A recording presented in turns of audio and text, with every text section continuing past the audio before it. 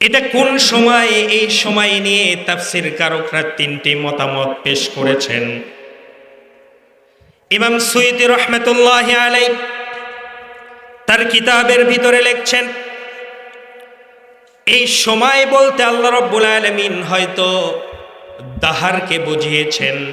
আরবিতে দাহার মানে লম্বা সময় যেটাকে বলা হয়, এটাকে দাহার বলে। যুগ বোঝেন না আপনারা? যুগ যুগ বোঝেন? 12 বছরে এক যুগ। দাহার মানে হচ্ছে লম্বা সময়, যুগ।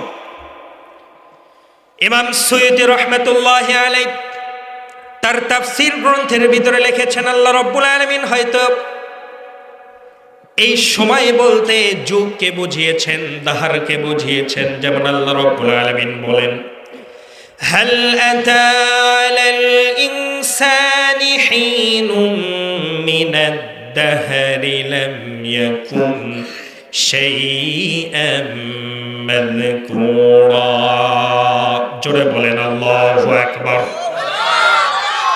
আল্লাহ রাব্বুল আলামিন বলেন, মানুষের জীবনে এমন সময় কি অতিবাহিত হয় নাই যেই সময় সে মানুষটির কোনো নাম পরিচয় দেবার মতো কোনো পরিচয় ছিল না।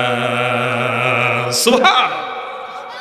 দাহার বুঝিয়েছেন, এটা একজনের মত।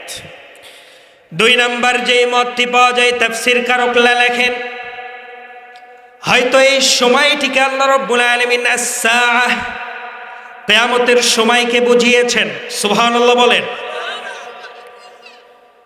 এরপরে আরেকজন তাফসীর কারক, তাফসীরদের মাথার মুকুট, সমস্ত তাফসীর কারকদের হেড তাফসীর কারক যিনি, আব্দুল্লাহ ইবনে আব্বাস রাদিয়াল্লাহু তাআলা আনহু, তিনি বলেন, হুয়াল ওয়াক্তু বা'দা যাওয়াল আশ-শামসু ক্বাবলা গুরুবিহা। আল্লাহ রাব্বুল আলামিন এই আসর বলতে আসরের নামাজ থেকে সূর্যাস্ত অর্থাৎ মাগরিব পর্যন্ত যেই ছোট সময় পাওয়া যায়, এই সময়টিকে আল্লাহ রাব্বুল আলামিন আসর বুঝিয়েছেন। সুবহান।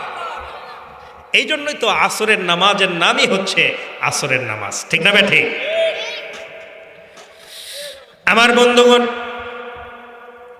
আসরের নামাজটা আল্লাহ রাব্বুল আলামিনের কাছে দারুণ প্রিয়।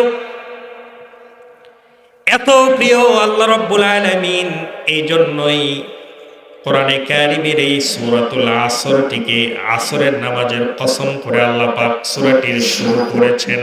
সুবহানাল্লাহ বলেন।